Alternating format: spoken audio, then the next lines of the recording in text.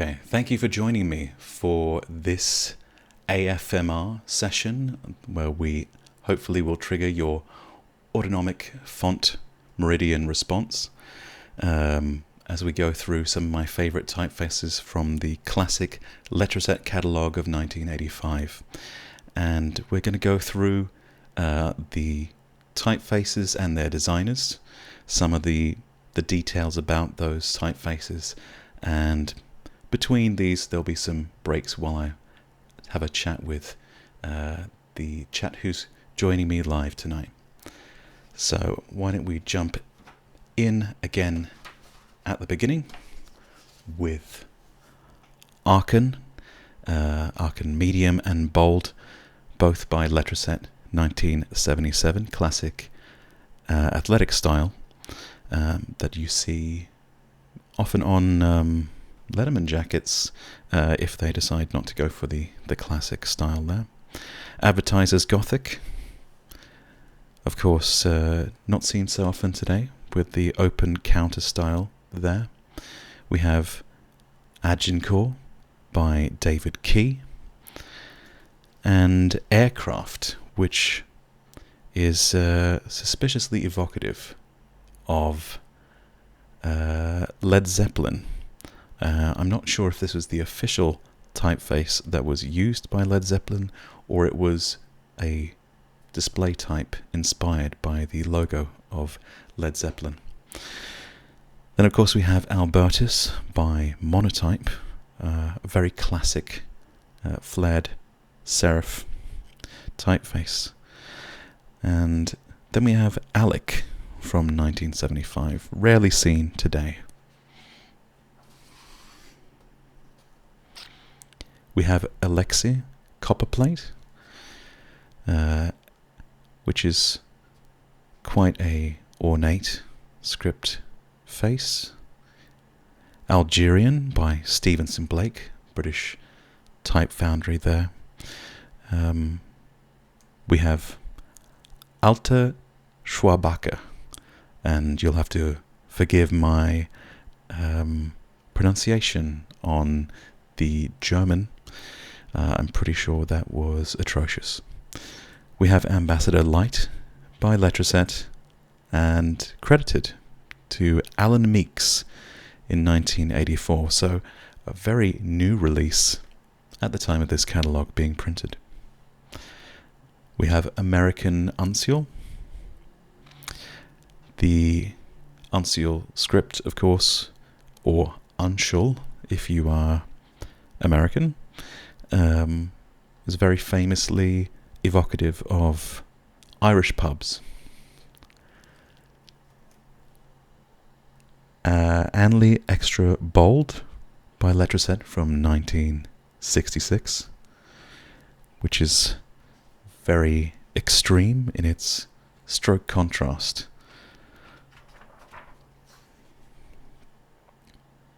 Here we have American Typewriter Light, and it's various different weights, and we have some condensed versions as well of the extended American Typewriter typeface, which is quite the classic ITC design, as well as Americana by the American Type Founders, ATF.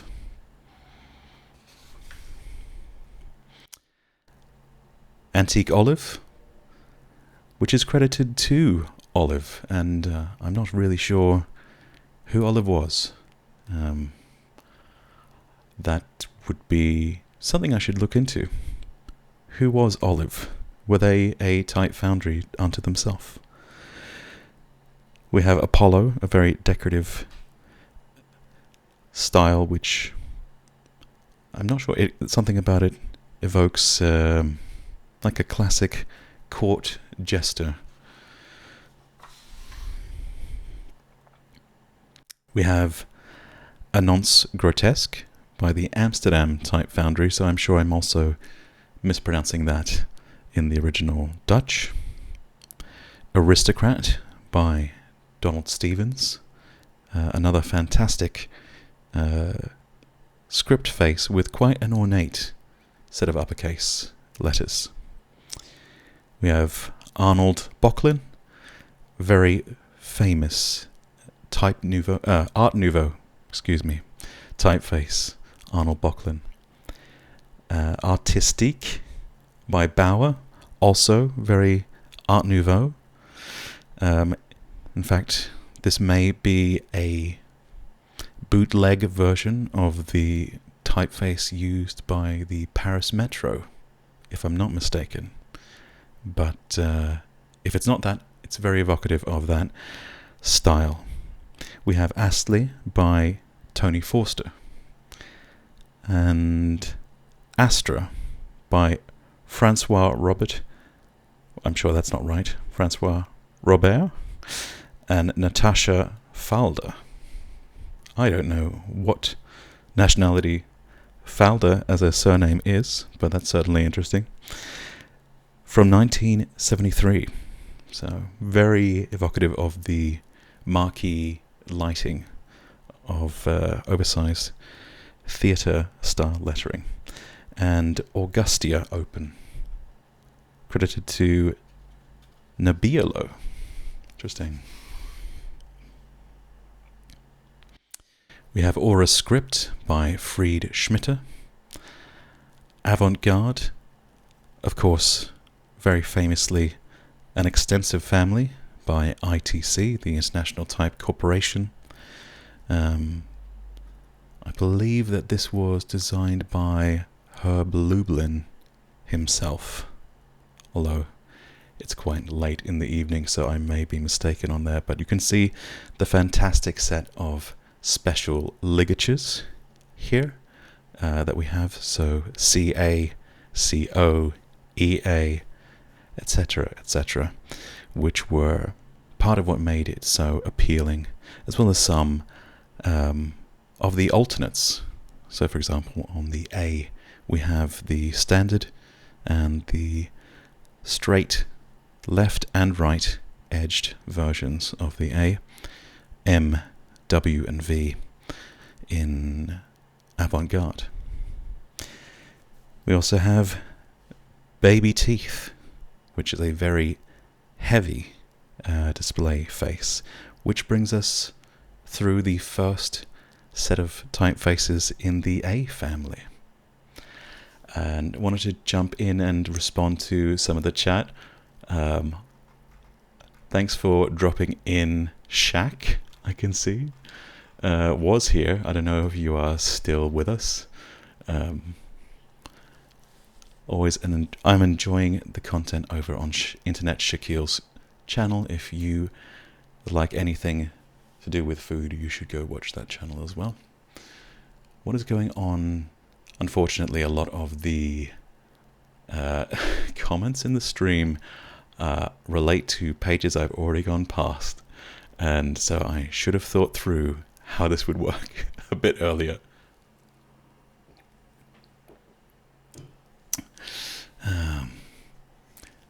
Yeah, it's a very relaxing kind of way to spend the last few hours of March, just browsing through this old catalogue.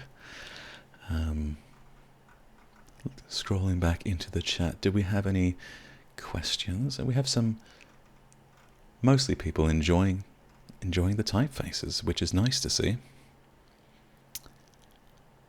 I'm glad everybody's entertaining themselves in the chat.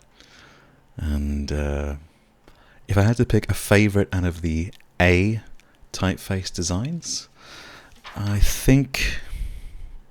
mean, Arnold Bocklin is a classic, and it's really having a bit of a moment. The Art Nouveau style is kind of coming back with a twist, which is always refreshing to see. I think I'm not sure if Ekman will show up when we get to the E's, but there was a very popular revival of that released, so expect to see more in that style. Okay, continuing on. In B, we have Balloon. Very, very well liked and used display type through, especially the 80s. Sorry, I'm not sure if it was released in the 70s because no date has been indicated, but definitely the 80s and 90s. It was very popular. We have Balmoral, another script, Baskerville, Baskerville Old Face, so the Stevenson Blake cut, and I guess a display version because there are not different weight variants or an italic there, just the one font. We have Belshaw, copyright 1980, so also quite a heavy style there. Bembo by Monotype, which is famously a interpretation of Garamond. I believe, yes, Garamond was the basis of Bembo.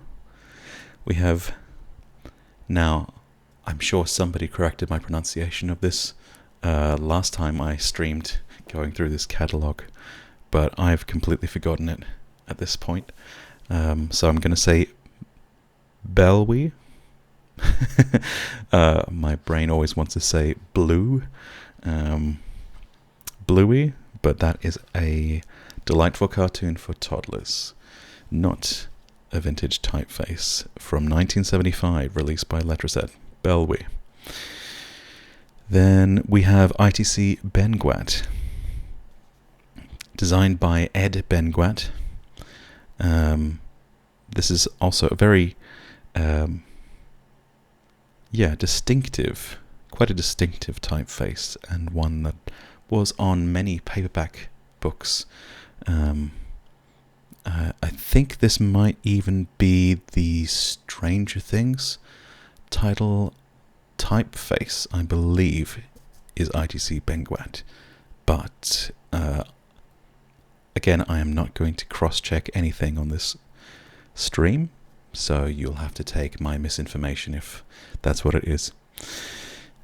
We also have ITC Benguat Gothic, a sans serif version that is a related design, but not the same.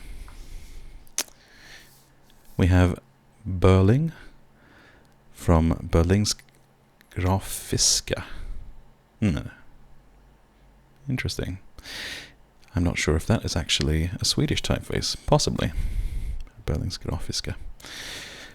We have Bernhard Antique, bold condensed, only one style available, and that one is also quite a popular one, I think, particularly for children's literature in the 1980s and 90s.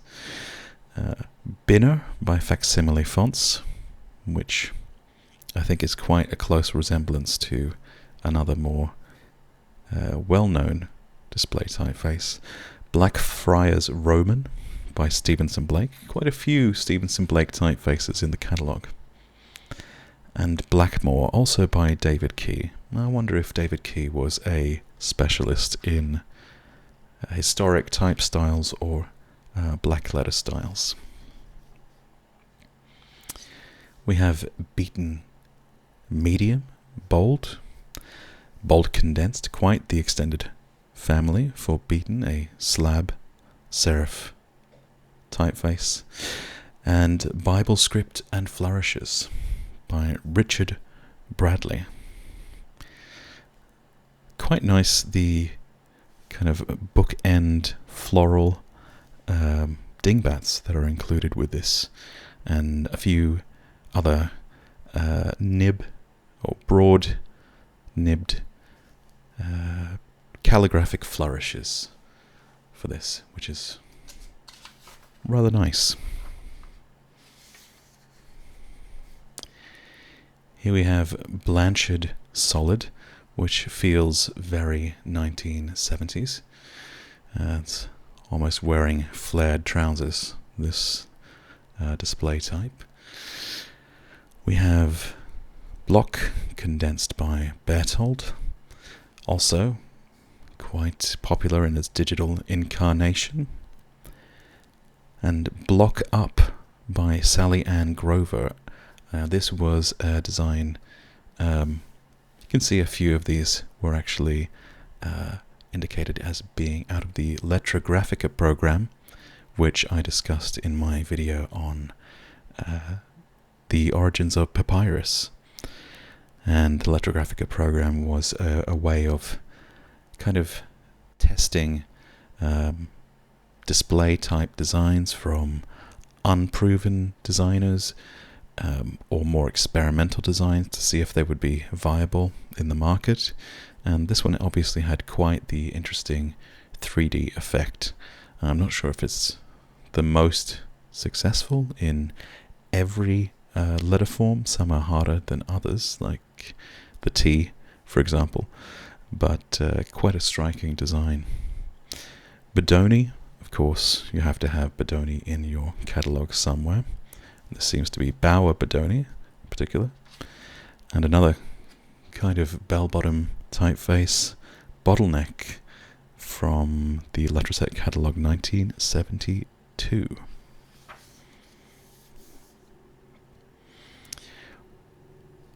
We have Bombere. Could be butchering that pronunciation, but I'm going to say Bombere, from Carla Bombere and Letraset 1973, which is quite a another faux 3D style display type. We have Bookman, bold and italic with all of its swash variants. So this was also extremely popular for book covers, especially in the 1970s and 80s. Design is credited to Miller and Richard, and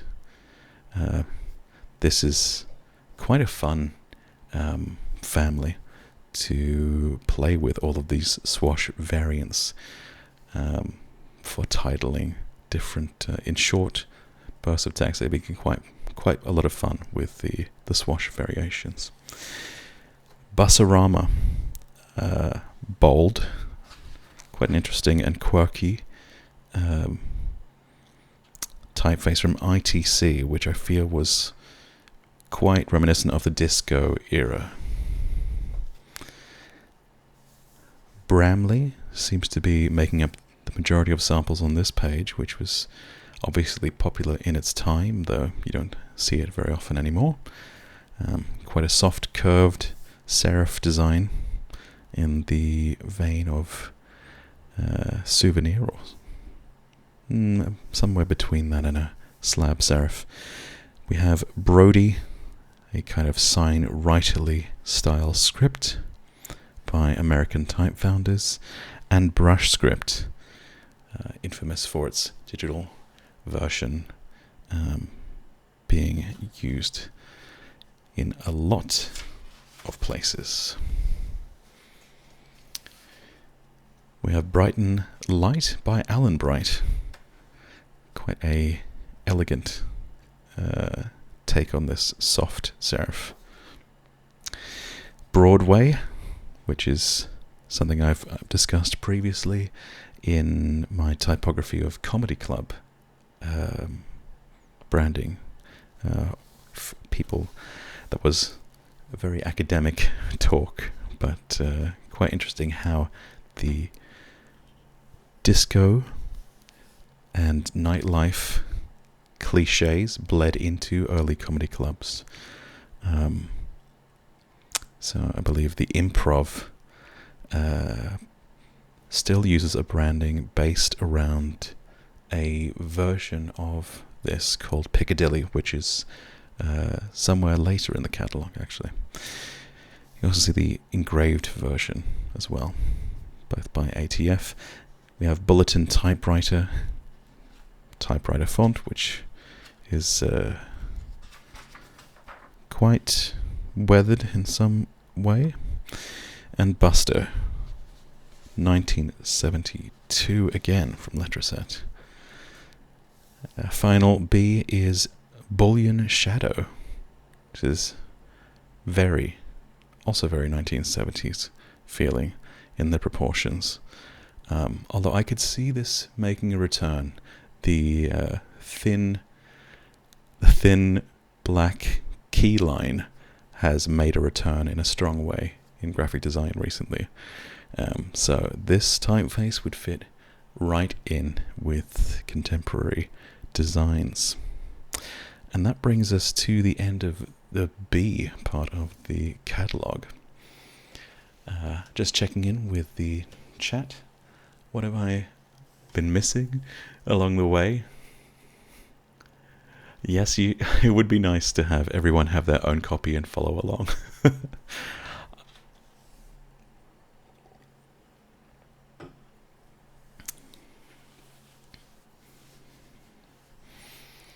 What board game has this font?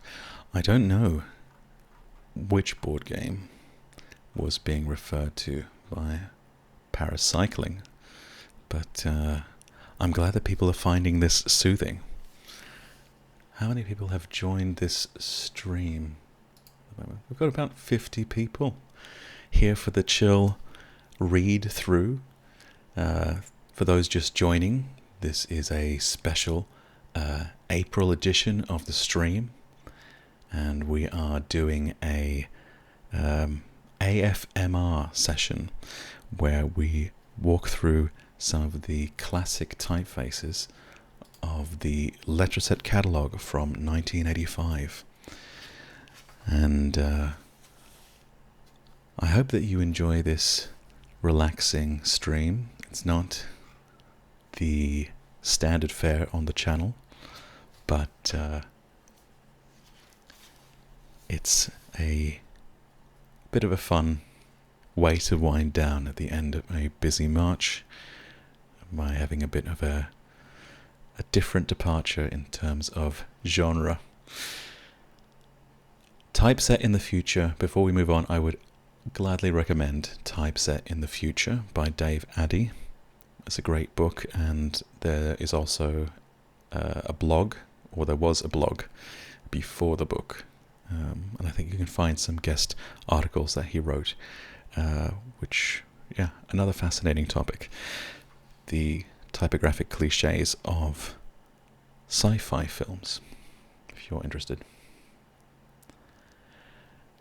Okay, we will carry on with C, and we start with Cabaret by Letraset from 1980. And this one's going to challenge my pronunciation. Kabaga Cursivi. Let's try that again. Kabaga Cursiva by Demetrio E. Kabaga and Leslie Kabaga, a husband and wife design duo. Quite a striking script face, if I do say so. Difficult to pronounce live. Cable Light by Stempel. In fact, Cable in multiple weights, which was a very popular alternative to other geometric sans serifs of the print era like Futura. Calypso, also by Olive. That's quite interesting.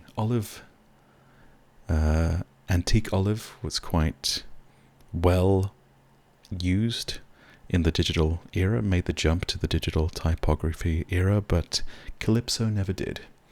I'm very interested to know more about Olive. Camellia by Letraset, another 1970s classic, which is very interesting, actually. This one is a bit hard to see at this scale, but there are no uppercase letters in this typeface. They are all lowercase, but alternating between extremely square proportions and extremely condensed proportions, which is very unusual, to say the least. I wonder how this was actually used in practice. Well, if that previous font gave me some trouble with pronunciation, this one is something I'm going to have to work my way up to. And that's... let's break it down. The word cancel is at the beginning. And then la, Cancellaresca script. Let's go with that. 1982. Very fine typeface. I always enjoy the pressure of needing to pronounce things that I've only just read for the first time on a live stream, but I feel like this is such a chill stream that I don't feel anxiety from that pressure. I feel very relaxed. I'm having a relaxing time. I hope that you are too. We have Candace from Letraset 1976, a very 70s style, and an inline variant. Capone by Face Photo Setting, and Cardinal, no credit, again a very ornate, almost reminiscent of a illuminated manuscript. We have Carlton by Stevenson Blake. I feel like this one could also be an interesting revival. I'm not sure if there is a digital version of this one, but it's has some quite striking alternates in there, especially the A and S, long S variant there. Fascinating ampersand there. I don't know if my face cam is blocking that, but that if that's the ampersand, what is this character next to it? That's the... Oh, I just realized that is the SZ, the German SZ, which is very interesting design there. Carolus by Berling. Carousel from Letraset 1966, which maybe have been on one of the book covers in the Royal Tenenbaums, I think, but possibly. ITC Caslon in various weights. Okay. Caslon, a very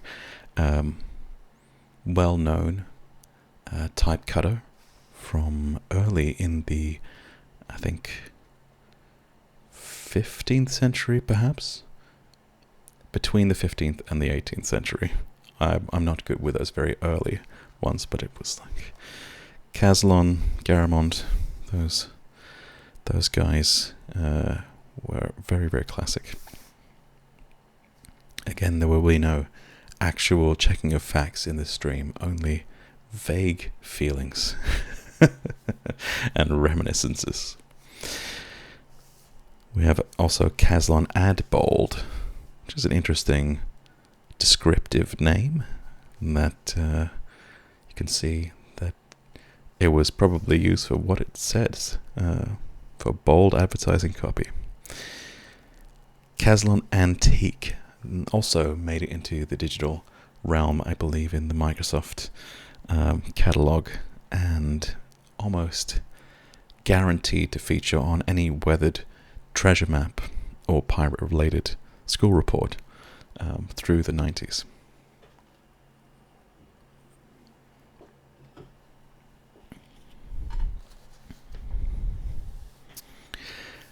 We have Caslon Black and Swashes, which the swashes are quite different from the swashes from Bookman. We have Charter, which I think by Martin Waite, not Martin Walt, Martin Waite.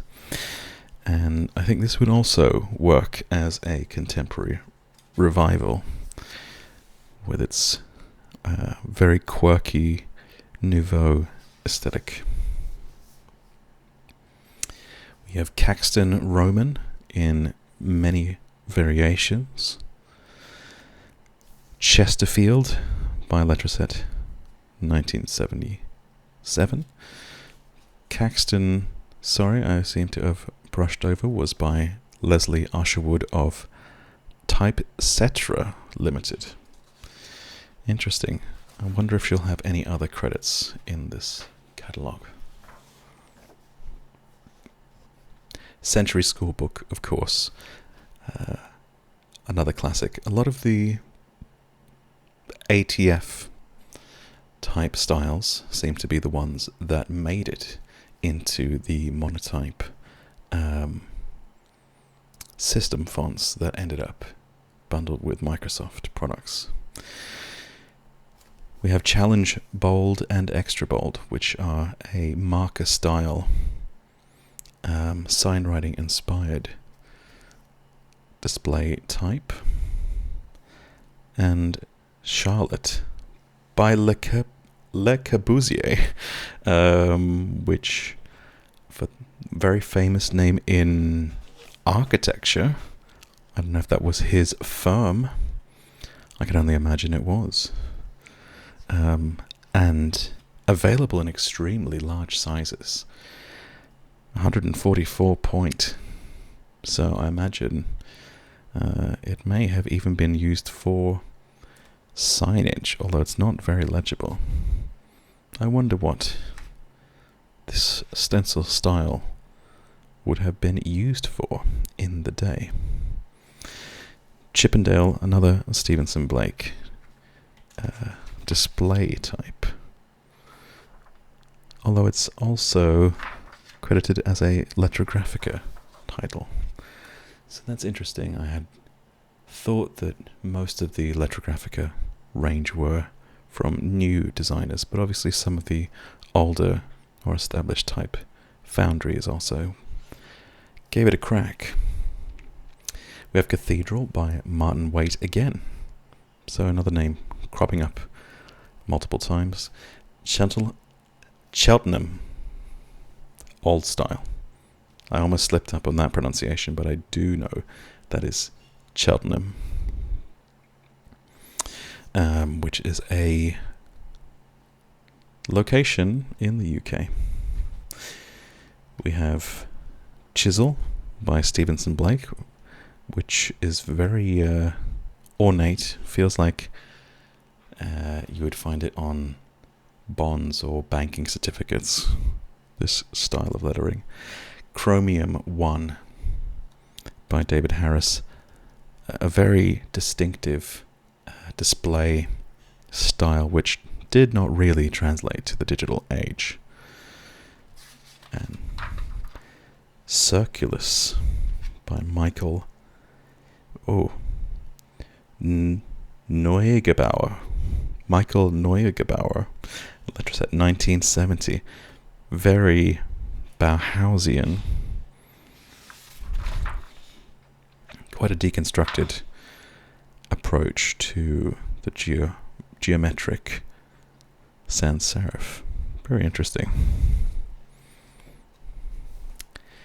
We have City, light, medium, bold, by Berthold, and again, very popular athletic style lettering with City. Clearface, which we have multiple versions of, and Clearface Gothic. I may be misremembering, but I do feel there was some relation between Clearface and road signage, perhaps. That's one of those factoids that feels very tenuous. So I'm not going to say that's true. I'm going to say that's probably fiction. Probably misremembering that. Cloister Bolt. Oh, hang on. Before I skip over that, that was also credited to Leslie Underwood of Typesetra. So she did crop up again. Cloister Bolt by Monotype. Well, unremarkable. Clarendon gets quite the spread. Clarendon was actually one of the typefaces I discussed very early on in the channel, because it came up, I think my second video and probably the first video I actually talked about typography in is about wanted posters, and the wanted posters in Red Dead Redemption 2, actually. And Clarendon was extremely popular in the era of wood type. It's been an enduring design, and it's available in a huge range of sizes here in the Letraset catalogue, and with good reason. It's a solid classic. We also have Columbian Italic by Stevenson Blake.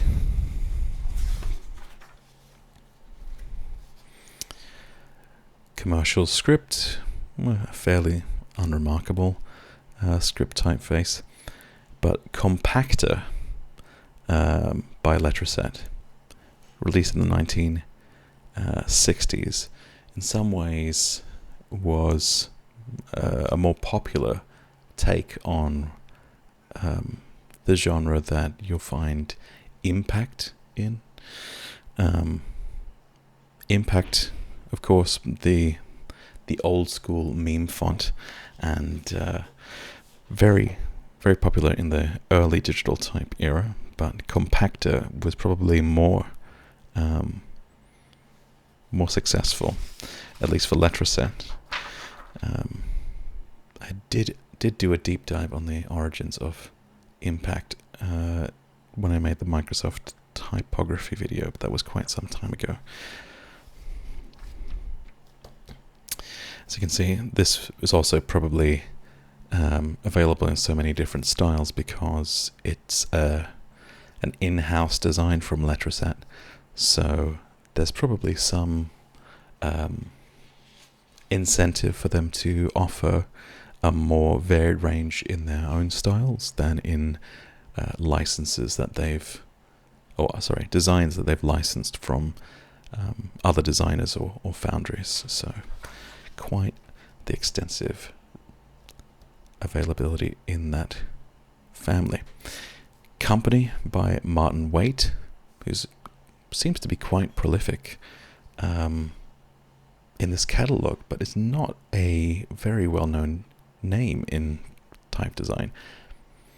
Maybe I'm showing my ignorance, but I don't feel like any of the faces that he's designed have been iconic, recognizable names. But maybe he's just a bit of a character which is fallen to the miss of time in some way. Cooper Black, of course, though, is not. Cooper Black, very well known, and there was an excellent Vox video by Estelle Caswell. I probably should cross-reference things that I say rather than spout misinformation, but I believe it was Estelle at Vox made a great video about Cooper Black with some great guests like Ellen Lupton discussing this, but it's an extremely popular style. Cortez by Letraset from 1977, quite striking, also probably very popular for use by rock and metal bands, I would guess. Thank you. I'm hoping that everyone's having a cozy time. We have Corinthian, copyright 1981 by Letraset. Again, in-house style, very extensive range of variations available for purchase. Countdown from 1965, quite an interesting one. Obviously, in some way, feeling very 1960s in if you almost think of 1960s interior design, there's some characteristics shared there of almost it looks like inflatable furniture turned into type. We have Croissant by Letraset 1978, or Croissant, which choose your pronunciation of choice. Another Art Nouveau style. Acrylic from 1980 and 80. Oh, that's quite interesting. The 3 different weights were designed sequentially because Acrylic Italic is copyright 1980. Then 1981 we get Acrylic Extra Bold. And 1982 we get Acrylic Light. So it was obviously a very well-selling typeface. Very action movie sci-fi style. This along with Serpentine. Probably a lot of 1980s arcade games would have used something like this. We have cut in, and that brings us to the end of the C typefaces. So, is everyone enjoying the cozy AFMR session stream so far? Glad to see people are still around. Thank you for clarifying with the pronunciation there, paracycling. One guess. Was it the Fast and the Furious? Was Acrylic Fast and the Furious? I don't know. The original Fast and the Furious, perhaps. I definitely was not some of the sequels. Looking back into some of the earlier comments that we've had, what is the reason that fonts don't translate well to the screen/digital age? Well, I've made some passing comments as we've gone through the catalogue, and I think most oftentimes when something hasn't translated to digital, it's not because of the inherent design itself, but perhaps there was just very little commercial viability to do so. Some of the more esoteric display fonts, it was quite labor intensive to convert these analog fonts into digital ones. There was some upfront investment required, and so they needed to feel like they would have some return on investment, I think. But also licensing was quite tricky to work out in the transition period between analog and digital in those early days. So it was quite... and that's why I kind of picked up on the fact that a lot of the more famous fonts from the Microsoft software library were produced by Monotype and originally from ATF, American Type Founders, or American Type Foundry. It seems, because whenever I see something with ATF as a credit in here, I feel like it's got a very well-known digital equivalent. Get what?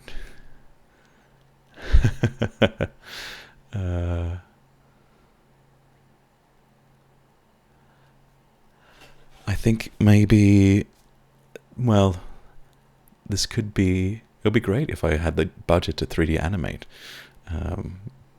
It would be very, yeah. Maybe you've been looking at too many AI-generated images. That can happen. But it is being shot on an iPhone. An overhead iPhone, if you can see. There we go. So that might be if there's an unknown quality to the video, that's probably the iPhone, I'll say.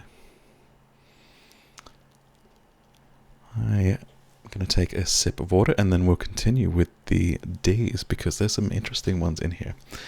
And just so that I'm not sure if you can see how much is left in here, we won't go that far tonight, but I do feel I would like to get fairly close. But actually,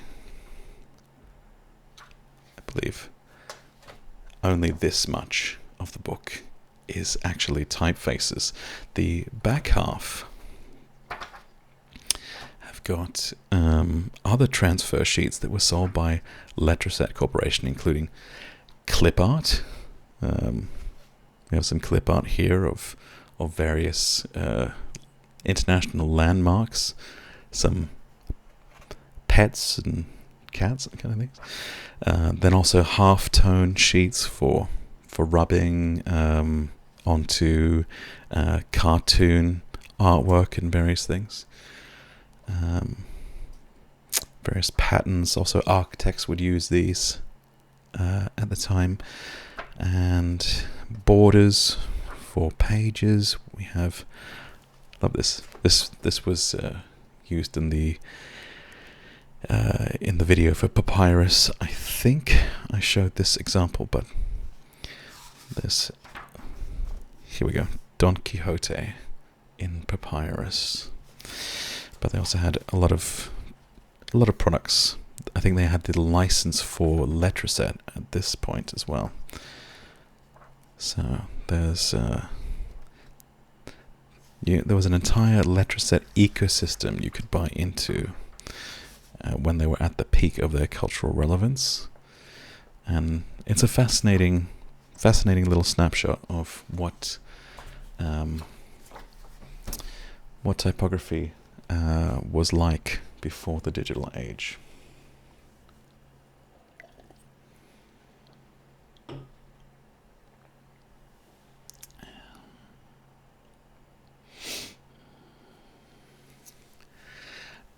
Actually, Caitlin, this is not an ultra wide. This is actually the iPhone SE, and it only has one camera. So this is the worst iPhone there is. It's mostly about getting good lighting.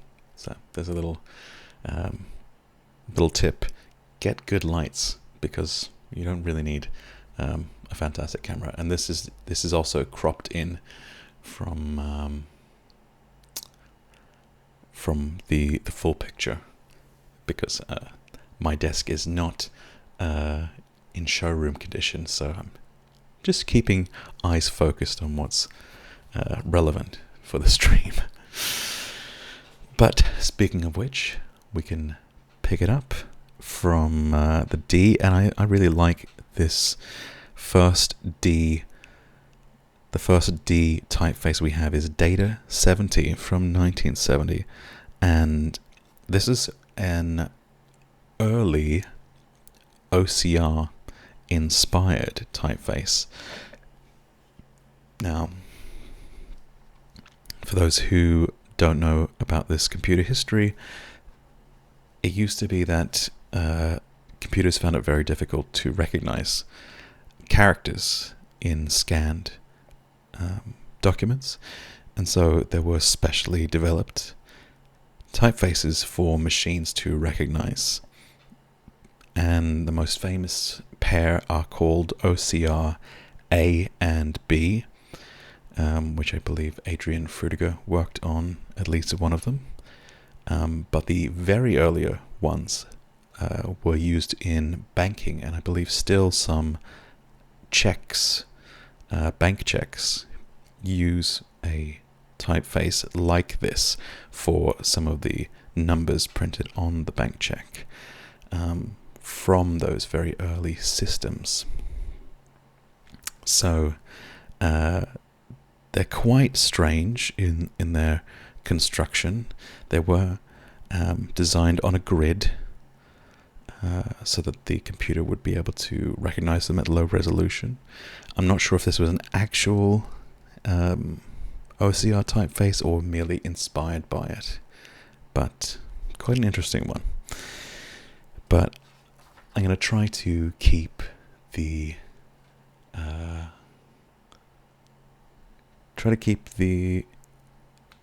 pace going a little bit, because otherwise it will be past midnight by the time I get to the end of the alphabet. So we're going to keep it a moderate but still relaxed pace. We have Demian by Jan van Dijk. Nice to see a hand script in there. Davida by VGC. This, for some reason, was extremely popular as a catch-all exotic Mediterranean / Middle Eastern / Far Eastern exotic typeface. Delphin number 1 by Stempel, and number 2, in fact, 2 weights, same design. Dempsey Medium by Alan Dempsey. Nice to see an eponymous design. Denby Light, again Leslie Usher of Typesetera Limited. And Desmonda, a slightly different style of Art Nouveau display type.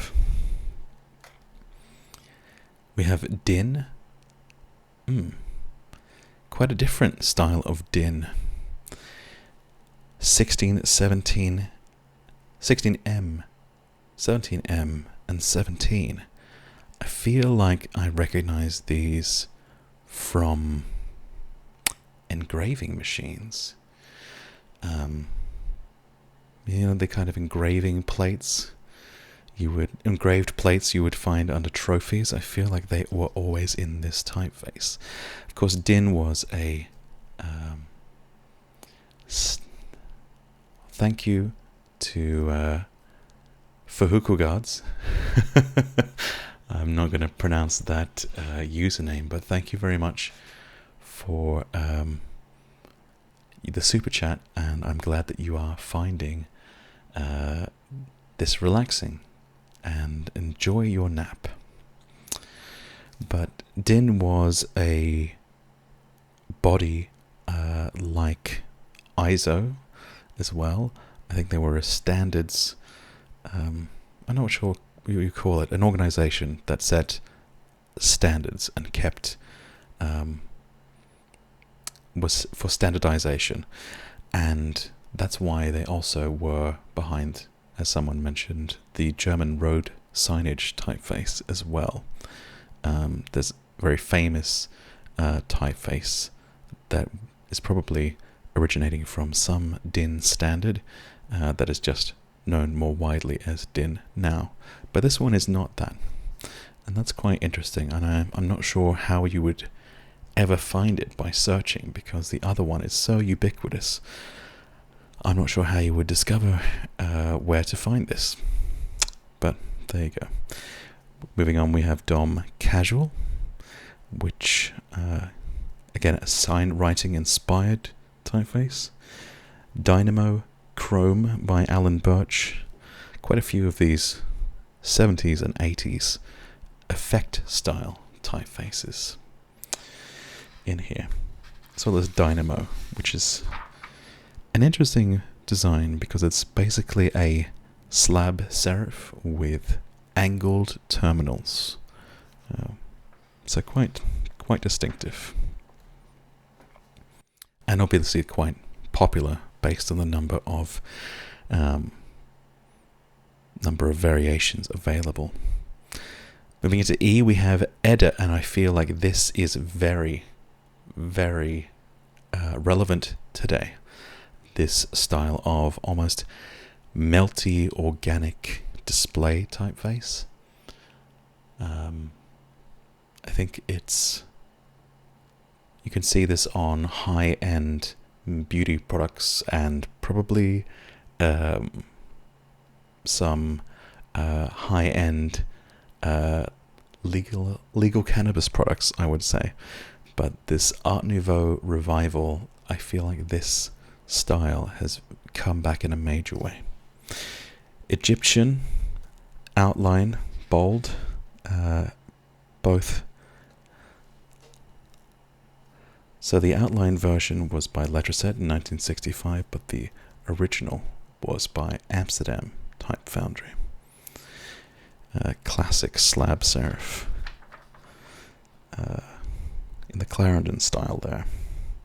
Einhorn by Letraset of 1980. Edwardian Light, 1983, Letraset. Have various weights of Edwardian there. Elephant. Well, Elephant by Bob McGrath. That's, I guess, the H kind of looks like it has the elephant ears, and the Q could be the elephant trunk. This is very whimsical. English Tudor, 1981, my Letraset. El Greco, my Bertolt. Quite a number of swash-ending alternates. Enviro by F. Scott Garland. And this was a popular style for architectural drawings. Eurosteel, medium and bold. Definitely one that's featured in the book that was mentioned earlier, Typeset in the Future. I think that was the book. This and Microgamma. This square letter form was often used. Like you can see, the O is basically a rounded square, and it's kind of been used for that sci-fi appeal since the 1960s, 70s. 60s? I'm not sure if all the way back to the 60s, but definitely from the 70s onward. We have Exeter by David Harris, and Iris by ITC, which should have a number of variations. Yes, very popular, and also made the leap to the digital typographic era. Which brings us to the end of the E's and into F. And I think we'll keep going with Falstaff, Letraset, Alan Meeks, 1984. Alan Meeks does tend to do historical revivals. Fat Face by ITC, and that's not a that's not a slanderous term for the host of this stream, but Fat Face was quite a popular style of typeface, which was used for advertising and billboards in the era of wood type, which the extremely high contrast between thin and thick strokes made it quite eye-catching. Fat Shadow, another Letraset, Letrographica one, is feels very pulpy. And very of that 70s era. Fett Gotisch, which is a German black letter. Pheno by Graphic Concept. I'm very interested to know what Graphic Concept was. I'm sure some smaller design studio. Flamenco Inline by Tony Geddes. Quite a few of these one-off designers for these Letrographica display types. Flash, another sign writing style. And Flyer Bold, again by VGC. I don't know what those letters stand for. Flyer, which looks like a variation of Futura, but I guess it's a bit softer in some of the details. Folio is quite an extensive family, and some of the cuts are quite different from each other.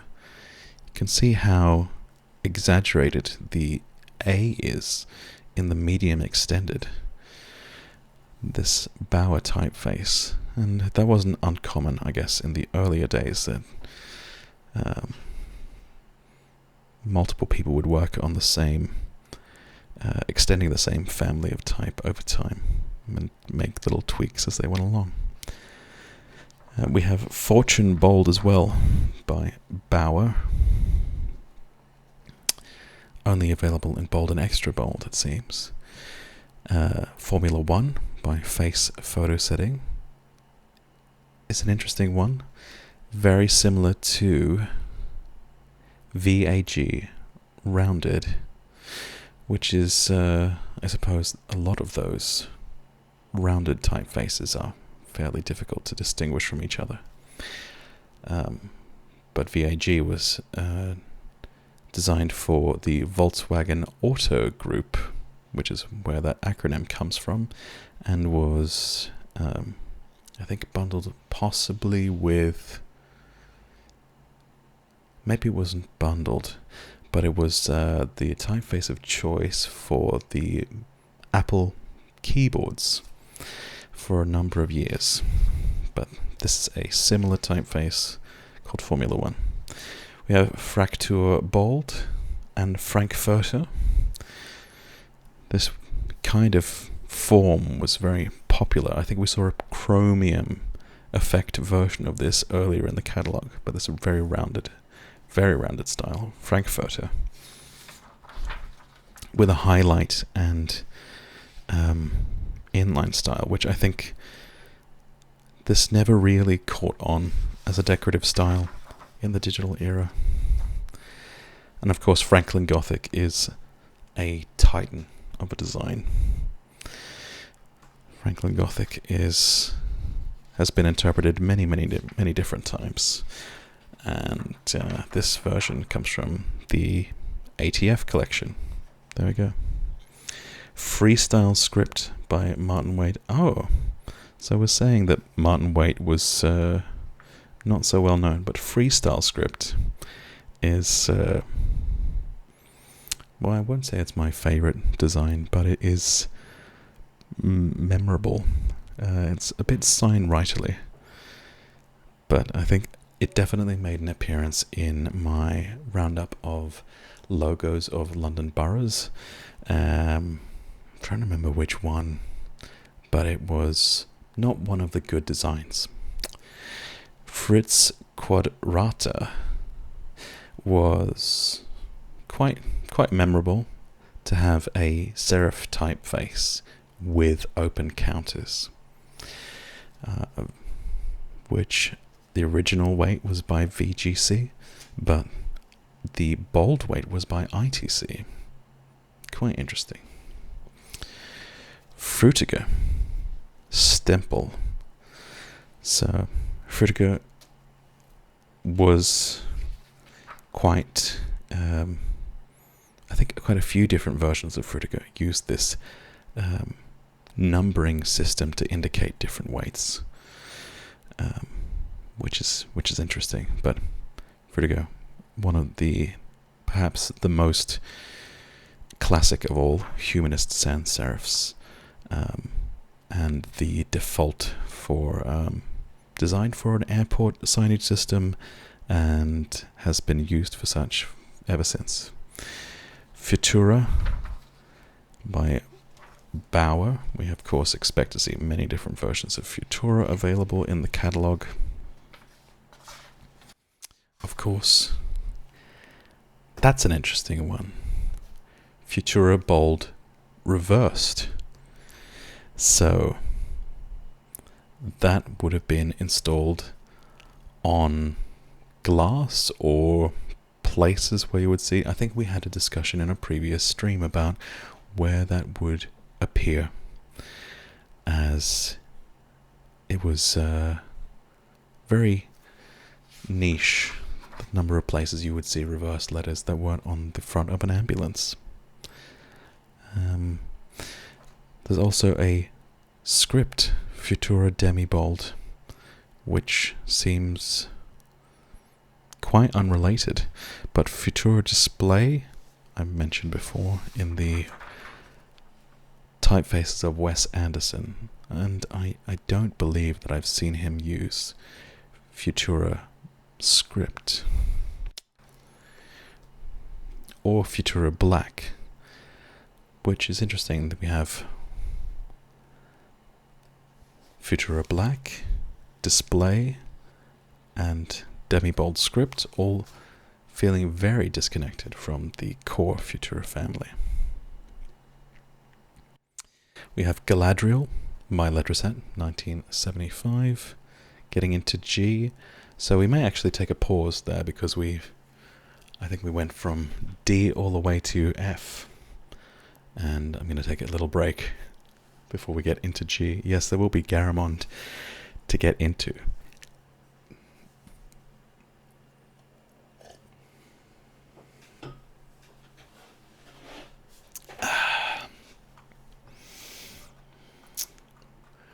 Just scrolling back along the chat. I'm glad this is appealing to some of my viewership. Fernand, it's nice to see you here on the stream. I hope you're enjoying my special April 1st edition. I see one person has left a thumbs down, but it's been generally positively received, which is great. Also saves my voice. There's something to be said about these people who whisper. It's very relaxing in its own way. Was it Ealing? I can't remember if it was Ealing that used that. Our JC must have been on the previous stream because there was an incident with water. The previous ones. I've tried to mitigate those issues this time, so I am going to top up my water bottle, and we'll have another little ASMR moment with the topping up of the water.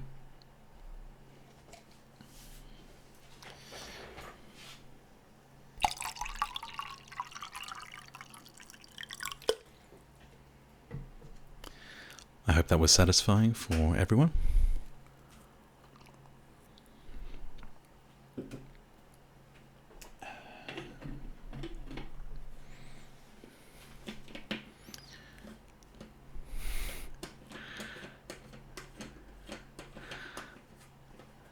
Glad to see some people enjoying the stream. And we're getting settled in to continue with the G section. And we started with Galadriel from 1975. Again, a bit Art Nouveau-ish. We have, I'm going to say Gallia or Galia. Not sure. Interesting decorative style. The ITC Galliard, only in black, italic, that number of swash ending variants in that style from ITC. And now we have a really mixed set of Garamonds, because we have Garamond copyright 1968 by Letraset, but then Garamond italic by Monotype.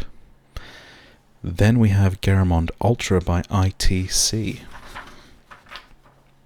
3 different foundries. And the italic version seems to have a number of very interesting ligatures. I mean, the standard for ligatures, at least since the digital age, has been to include an FI ligature and an FL ligature.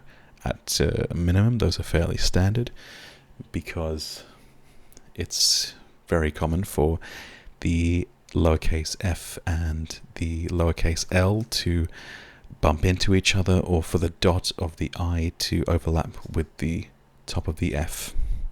So these are kind of standard ligatures, which are combination characters for letter pairs, usually. Although they can be for more than 2. But some of the more exotic ligatures can be things like the CT ligature that we have here, or ST is, we have but an SP ligature I've never seen, or I'm sure I've seen but maybe not taken note, and a US ligature. Very interesting, and that might be the craziest Q I've ever seen. You have to kind of, this is a little bit out of keeping with the conceit of the AFMR, but I have to show you a little bit closer. That Q. Do you see it? The second Q is in Garamond italic by monotype, lowercase. I don't know what it is doing. The tail has gone completely insane. I promise that's as intense as this stream will get. So we'll move on. That covers Garamonds there. We have, after that, we have Garrick by Letraset, 1983, with this kind of notched, almost hatching in the display, first that we've seen in this catalogue. Gary from Letraset, 1970, which is quite nouveau-ish.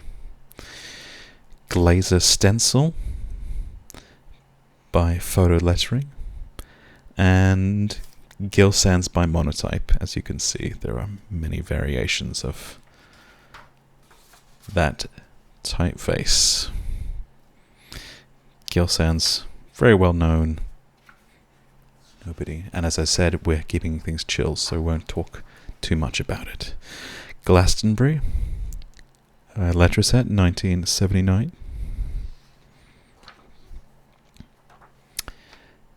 And Giller's Gothic, which is giving some of those 1950s Airstream trailer vibes with Giller's Gothic. Gold Rush, another effect display face, and this is quite a wild display typeface. Good Vibrations by Trevor Hatchett, Letraset, 1973. Almost like a lenticular effect. We have Graphis Extra Bold, again Leslie Usherwood of Typesetra. So quite a prolific designer in his or her day. Leslie being one of those unisex names, which I only say because of Leslie Nielsen, the actor. I don't know of any other male Leslies, but one should never assume. Gaudi Extra Bold and various Gaudis we have, although Gaudi Fancy is really, really bizarre. Gaudi Fancy? What is going on with Gaudi Fancy? It's, Gaudi is kind of seen as quite a conservative text face. A lot of paperback books. The insides were printed in Gaudi in the 1970s and 80s, but Gaudi Fancy is on some kind of trip. So that's rather interesting to see. We have Grotesque 215 by Monotype, which I am not sure if this is in the witness protection program with that name. Grotesque 216 and 7, but number 7, number 9. These grotesques are, what it may be is that in a lot of old type specimen books, so before, this is a catalogue from Letraset of their various alphabets that you could purchase. But before that, a lot of the older metal type foundries would do type specimen books where they would showcase all of the different typefaces they sold as well.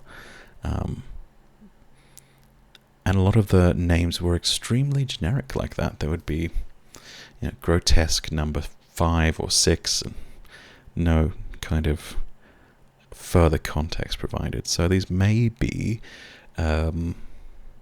themselves revivals of older styles that have the original names.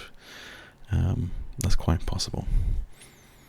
We have Hadfield by Martin Waite and Hand Drawn, which is kind of I quite like Hand Drawn. There's something about the rhythm of the lettering there. It's very chunky. Almost looks like comic book lettering, but with a much thicker marker. Oh, and we have Harlow. Speaking of, I think another one of the London Borough logos used Harlow. What's interesting with this one is the outline version came first in 1977, and then Harlow Solid was introduced in 1979. It's usually the other way around with those kinds of effects. Harrington, quite well-known decorative style. Hawthorne, 1968. And of course, the world's most famous font, Helvetica. Extra Light by Haas. It looks like most of these versions in here are attributed to the Haas foundry.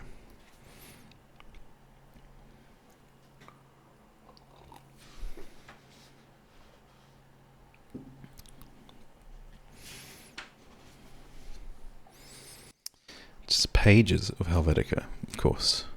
And again, we see that reversed variation available, but in many more sizes than in Futuro. We're still on Helvetica. There was 3 pages of Helvetica. 3? No. 1, 2, 3, 4 spreads with Helvetica on them. Then we have Hercules by Haas. Quite a few Art Nouveau and 1960s. I mean, it does make sense that the psychedelia movement reused a lot of styles that were popular during the Art Nouveau movement, so that makes sense. We have Highlight by Tony Watson. Horatio from Letraset in various different forms, which is quite reminiscent in the lowercase of the Universal typeface by Herbert Bayer at the Bauhaus. Horndon by Martin Waite. Hunter by Letraset and Richard Hunter.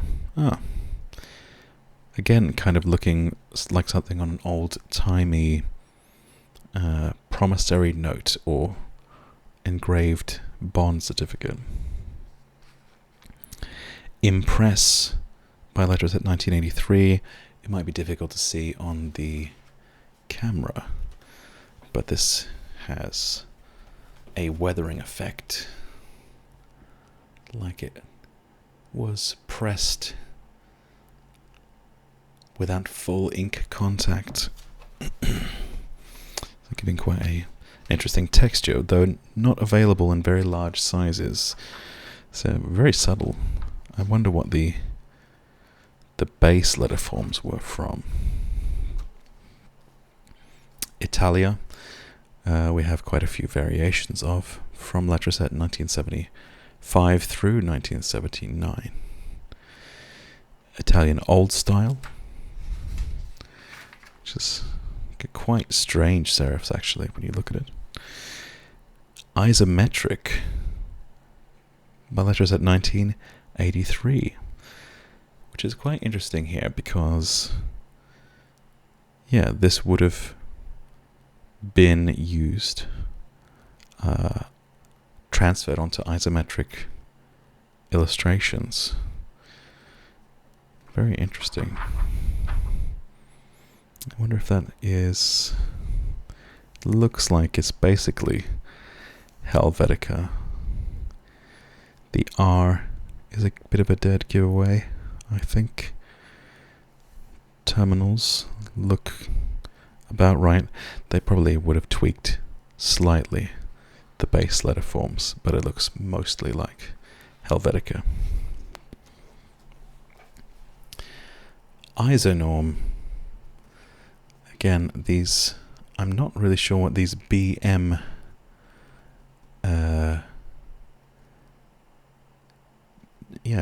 what this the symbol about M and BM mean, but I feel like, again, this is a style you would see on engraving tools or plaques, which is strange. ETA, again, must be some specialized library for a particular language. I don't think Greek. I'm not sure what's going on with this one.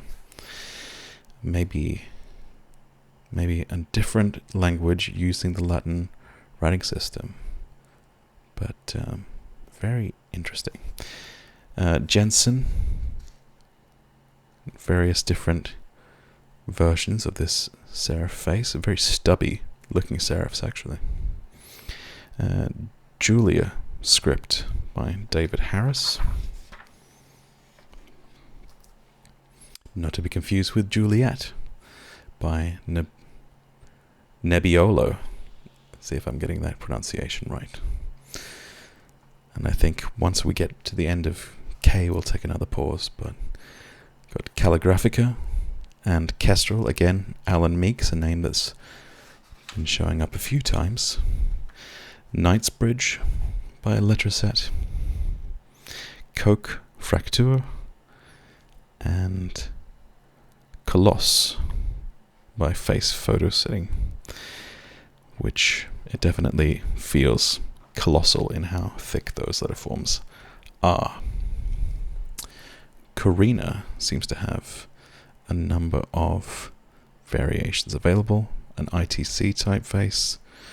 At some point, ITC were subsumed by Letraset, so it makes sense that their typefaces would be very available. And Cornelia, which brings us up to L. So let me surface for a moment and check out what the stream is saying. I think a few people are just... everybody seems to just be enjoying this. It's a nice wind down. You don't really... there's no pressure. You don't need to know anything about typography to just enjoy looking at different letter forms and enjoying some quiet wind down to end off the month of March.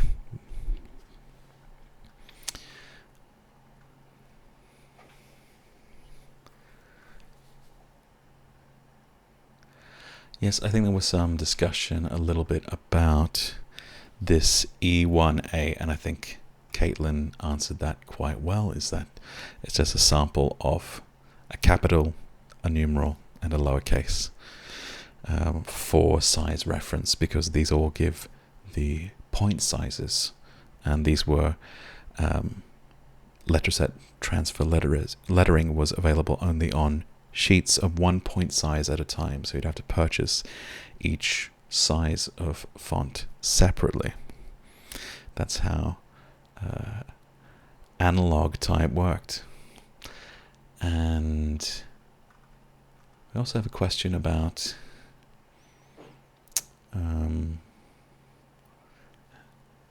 how much did it cost to purchase this? I think I actually got this for a fairly good price. I think it was only 25 euros equivalent, something like that. But this was a locally purchased copy here in Sweden, and Letraset was actually at some point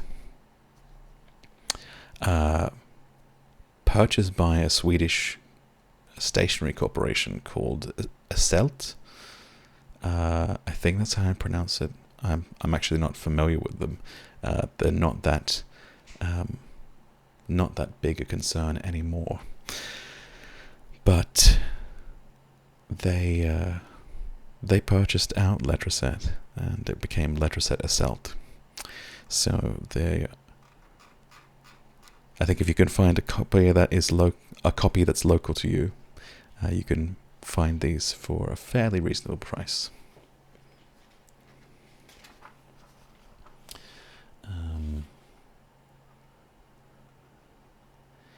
Yes.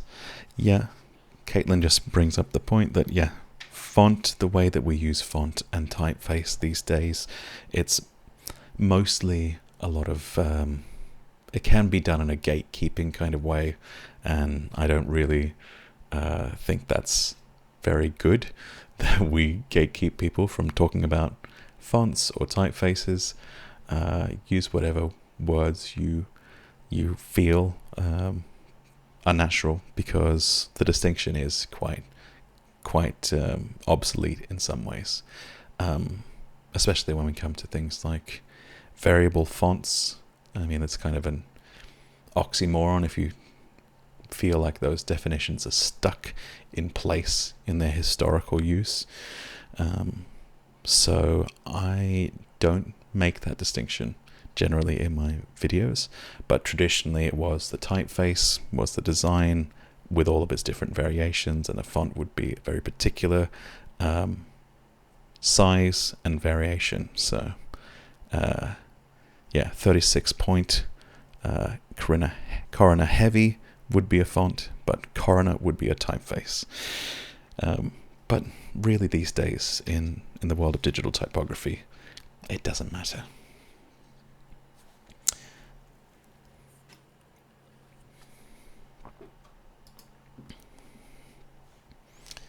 Okay, we still have a few people here. Hang on, I think we're going to wind down the stream and leave people wanting more, perhaps. If there's demand for a follow-up AFMR session, we might do that in the future. But I think after the L or M section, call it an evening, because we will have reached April 1st, and that was the goal on this stream. I'm going to just go back to the other window for a second. Here we go, and we'll go through these last few different typefaces, and when we'll check in one last time with the stream, and we'll say goodnight.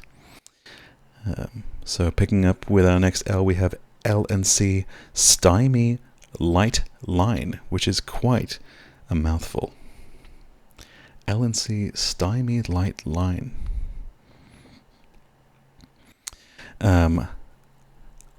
L'Aureole. Again, apologies, my pronunciation in other languages. By De Berny and Peño. Another classic Art Nouveau style, which a lot of them were French. Lazy Bones by Letraset 1972. Very, very groovy 1970s display face. LCD by Alan Birch, a style that has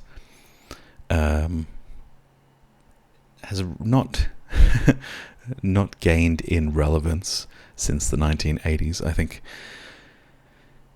when I see this, I think Casio watch, and I think that's mostly what people these days would assume if they saw this typeface. But I'm sure at some point it would have been very relevant to the technology of the 70s and 80s, and even 90s. This was also, it's indicated here in the catalogue, it was available also in white as well as black. Most of these are available only in black, but a few had a white version available.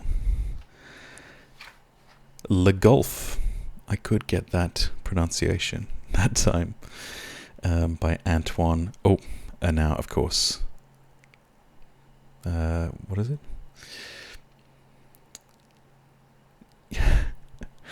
Folly. So that was what it was. I am not going to get this surname correct, but I'm going to say it's Sipansky. If anybody would like to try at home, that surname is spelled SZCZEPANSKI.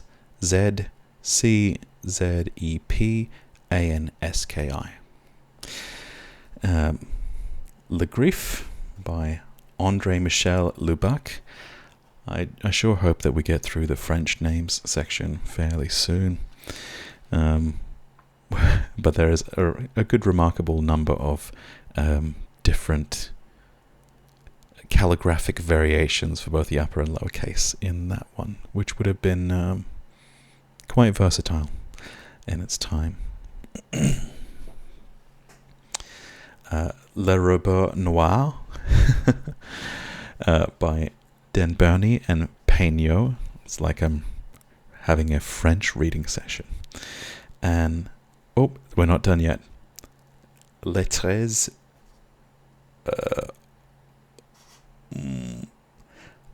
Ornez.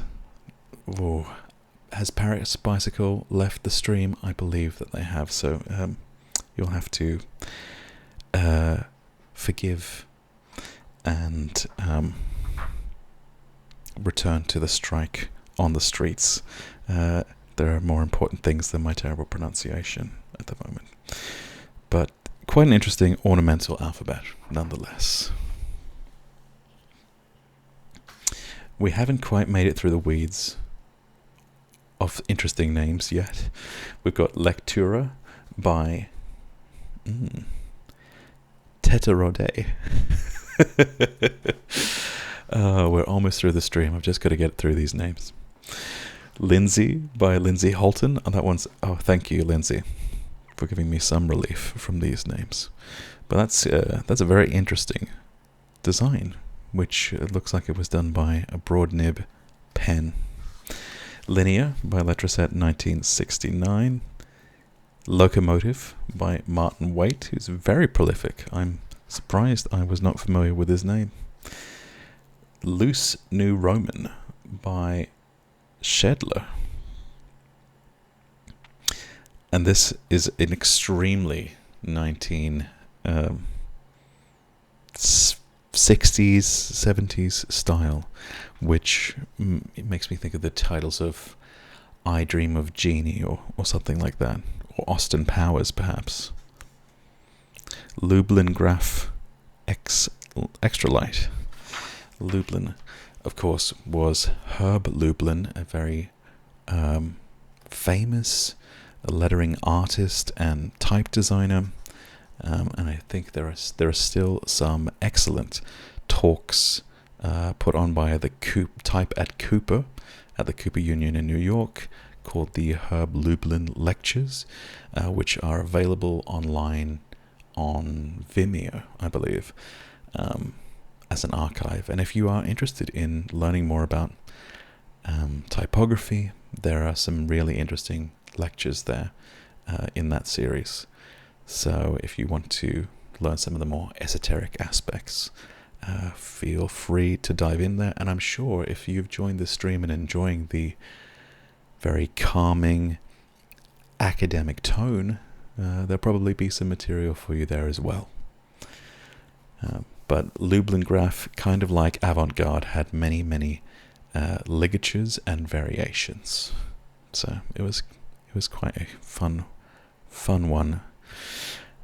We have Magnificat by Friedrich Peter and Letraset from 1973. And this is one of the most intricate script styles I think I've seen. I mean, look at that lowercase a. That is a lowercase a.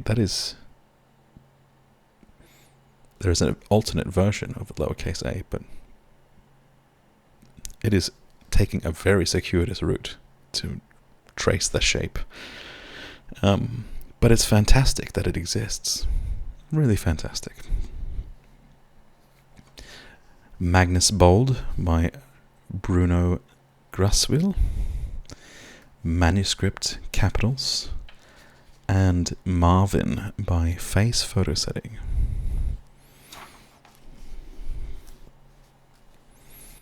Masquerade, again, Martin Waite. Melior by Stemple. I'm surprised there's only one variant of that. Melissa Inline by Douglas Sheldrake. And here we have Microgamma, which is the counterpart of Eurosteel, which we talked about earlier as a very famous typographic trope of sci-fi used in films such as 2001: A Space Odyssey and even Moon by starring Sam Rockwell, and the director is Duncan Jones. Worth seeing that film. We have Mendoza, Demigrasse, which is a different way of saying semi-bold. Interesting. I don't know if that is a Spanish. By Jose Mendoza, so I would suspect so.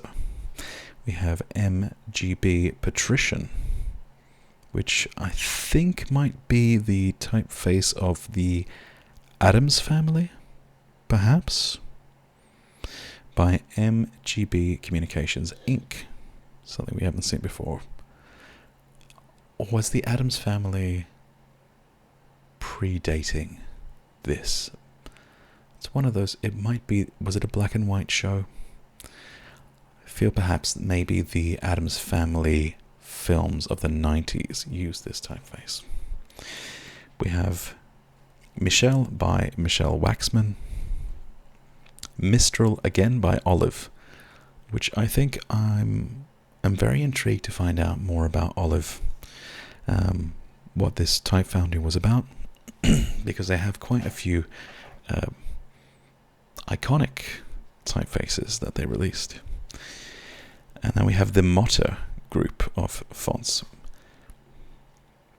which I'm not sure if they were German or Dutch, so either way you'll have to forgive my pronunciation, but I'm going to have to take a little break before we start there.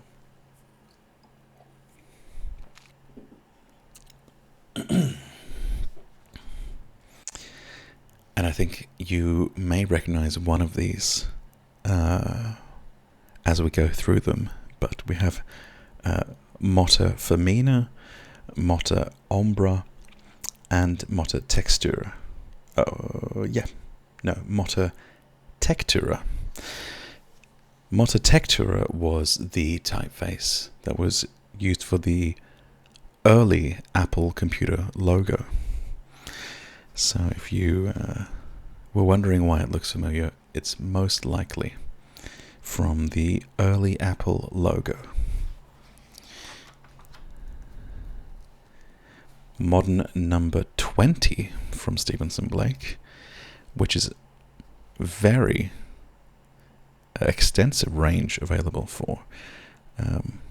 Quite unusual that, because it's not a very well-known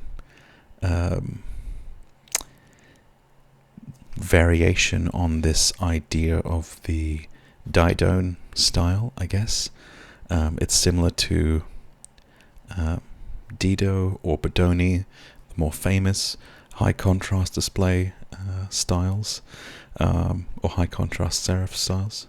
But obviously for Letraset it was quite a popular one to come in such a varied number of sizes. Murray Hill Bold, another script face, feeling also quite 50s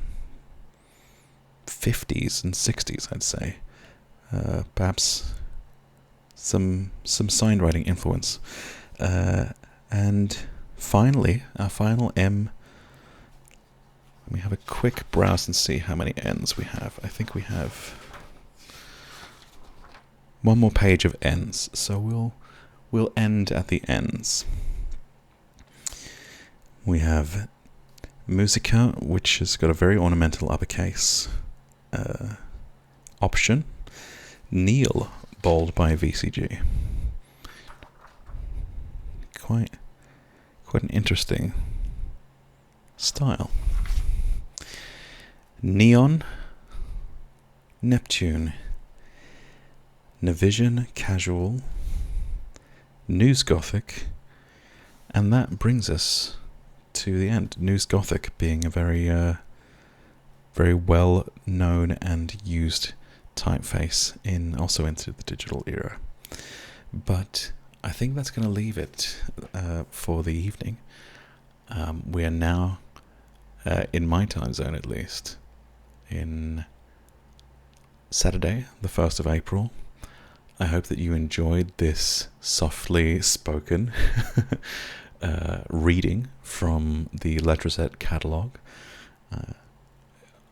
If you've been here to learn some more about typography, that's great. If you've been here to relax and wind down, that's great too. If this was planned as kind of a one-off April Fool's video, a bit off script from what's usually on the channel, but if you watch this later on when it goes up, and you want to see the completion of the full catalogue and see more, then I would seriously entertain it, because it's actually been quite relaxing for me as well to read through this. And there are certainly other type specimen books. There's even an extremely long list of fonts released by Microsoft we could go through together. If that's something you're interested in, let me know. But I think, unless there were any outstanding comments, then I think we're going to wrap things up there. Thank you so much for joining me, and I hope you have a wonderful April and have a wonderful evening. Good night.